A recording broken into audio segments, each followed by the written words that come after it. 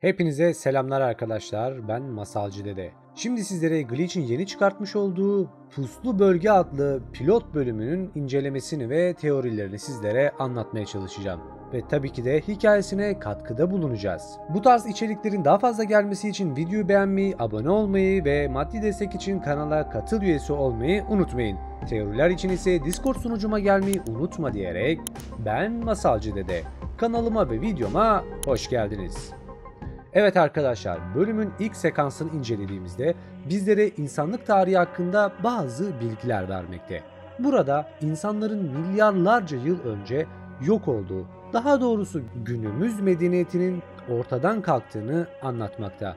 Ancak bu ortadan kalkışın temel bir sebebi var. İnsanlığın kibri ve açgözlülüğü sebebiyle bazı şeyler yaparak ölümsüzlüğü bulmaları nedeniyle gerçekleşiyor. Evet, İnsanlık bu safhadan sonra ölümsüzlüğü elde edebilmiş. Ancak bunun akabinde birçok şeyini de feda etmek zorunda kalmış. Bunlardan ilki gezegenlerinin tamamen sular altında kalmasına sebebiyet vermiş. İkincisi ise normal insan bedenlerinin tamamıyla yok olması ve akabinde kokuşmuş, iğrenç, sümüksü bir varlığa dönüşmesine neden olmuş.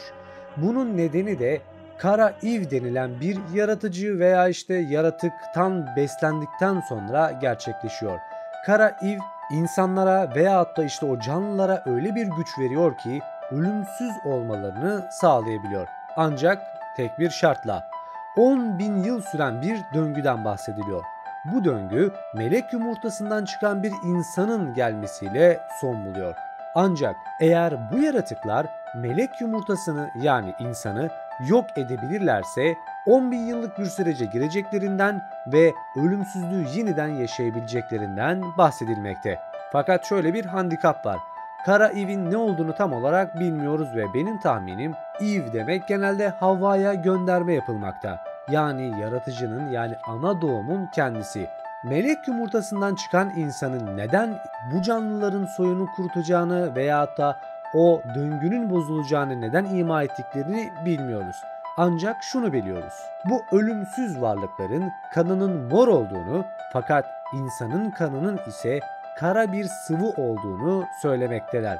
Bunun nedenini bilmiyoruz ancak şunu söyleyebilirim. Kara Eve adındaki tek gözlü varlık benim nacizane fikrim şeytanın kendisi ve insanlar şeytanla bir anlaşma yaparak bedenlerini, ruhlarını ona satmakta ve böylelikle ölümsüzlüğü elde edebilmekte.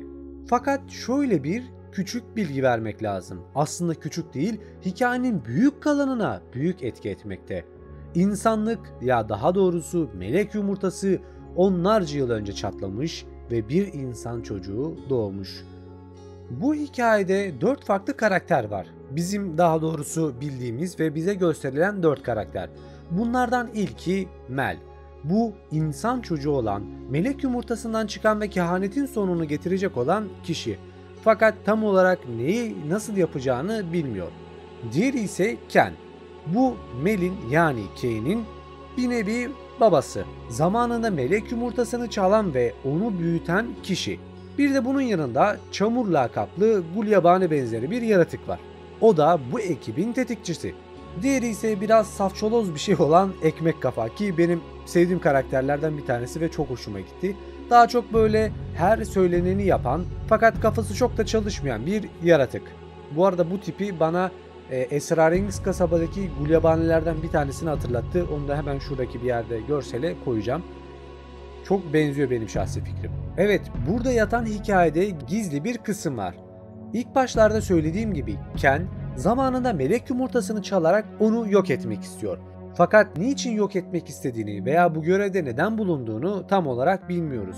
En önemlisi neden yok edemediğine de. Benim teorilerim ise bu videonun yani daha doğrusu bu hikayenin hemen peşine gelecek. Şöyle, Ken melek yumurtasını döngüyü tekrarlayabilmek ve daha uzun yaşayabilmek için çalmaya karar verdi ve onu yok etmek istedi. Ancak içinden çıkan kız çocuğu onun hiç sahip olmadığı babalık dürtüsünü ortaya çıkarttı ve onu korumaya almasına sebep oldu. Bu nedenle de Ken, Mel'i yani Mel adındaki kızını uzun yıllar boyunca insanlıktan, daha doğrusu o yaratıklardan saklamayı seçti. Eğer bir insan olduğu anlaşılırsa bu onun ölümü demekti. Bölüm boyunca şunu anlıyoruz. Mel ara sıra dengesiz, tıpkı babası gibi öfkeli bir insan. Ken ise kişilik bozukluğu yaşayan, ani sinir öfkelenmeleri yaşayan bir yaratık. Kızına karşı çok hassas. Onun en ufak yara dahi almasını istemiyor ve en önemlisi onun bir insan olduğunu anlamalarına müsaade etmiyor. Çünkü eğer insan olduğu anlaşılırsa öldürülecek. Fakat teoriler burada bitmiyor, daha da fazla var. Bu hikayenin derinlerine inmeye çalışacağız. Fakat şunu söyleyebilirim ki Mel nasıl bu hikayenin sonunu getireceğini, daha doğrusu oradaki insanın sonunu getireceğini bilmiyorum. Benim teorim ise şu şekilde. Mel ölümsüz değil. Buradaki bütün varlıklar, kafası koparılsın kolu kopsun hiç fark etmez, ölümsüz. Bu nedenle de birkaç dakika içerisinde mor kan sayesinde veya kara Eve sayesinde tekrardan eski haline gelebiliyor. Ancak Mel bir insan olduğundan dolayı herhangi bir iyileşme yeteneğine sahip değil. Bu da onu ölümsüzlükten çıkartıyor. Onun kanının bulaşabileceği herhangi biri belki de bu ölümsüzlükten yoksun olabilir. Ne demek? İnsanların, yani o aradaki yaratıkların besleniş şekli çok pis ve iğrenç ve ara sıra Kara Eve'in sunmuş olduğu o karanlık büyüden feyiz almakta.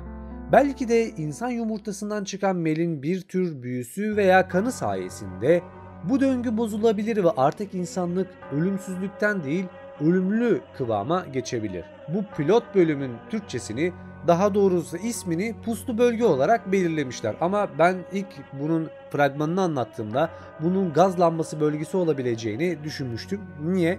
Çünkü insanlar ölümsüz olduğundan dolayı onları ortadan kaldırmanın tek yolu onları denizin dibine beton bağlayarak atmak. Evet, çok vahşice bir yöntem ama bu şekilde hallolabiliyor.